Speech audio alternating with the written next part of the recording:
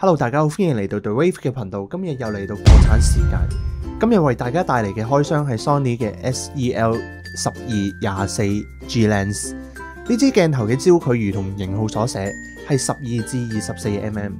呢支鏡頭係喺 Full Frame E Mount 最廣角嘅一支鏡頭。咁點解我會揀呢支鏡頭而唔係其他鏡頭？例如 24mm f1.4G Master、2470 f2.8G Master、1635 f2.8G Master。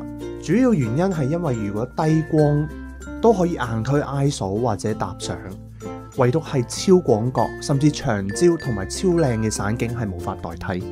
例如就好似目前呢支 12-24G Lens、7028G Master、85 f1.4G Master 同埋最近新出嘅 135mm f1.8G Master。好啦，事不宜遲，開箱。咁我哋一開始咧就無視咗鏡頭先。首先見到嘅係說明書同埋注意事項，跟住就係鏡頭嘅皮套，打開佢就係鏡頭嘅真身啦。我哋首先見到嘅係一塊造型比較特別嘅鏡頭蓋，要按壓兩側先可以打開。主要原因係因為最外層嘅鏡片係一塊半球面嘅玻璃，而因為呢個原因，所以冇辦法安裝任何市面上正常嘅濾鏡。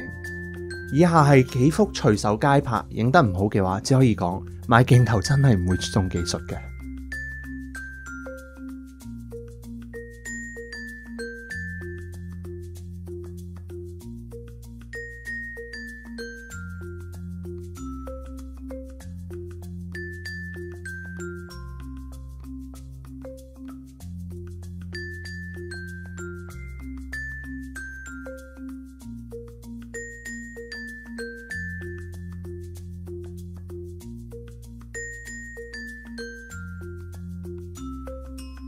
好啦，咁今日嘅影片就去到咁多。如果你哋中意呢條影片，就得閒留言撳個 like， 訂閱我呢個 channel， 可以睇到更加多嘅相關影片，同埋打開影片更新提示。我哋下次再見啦，拜拜。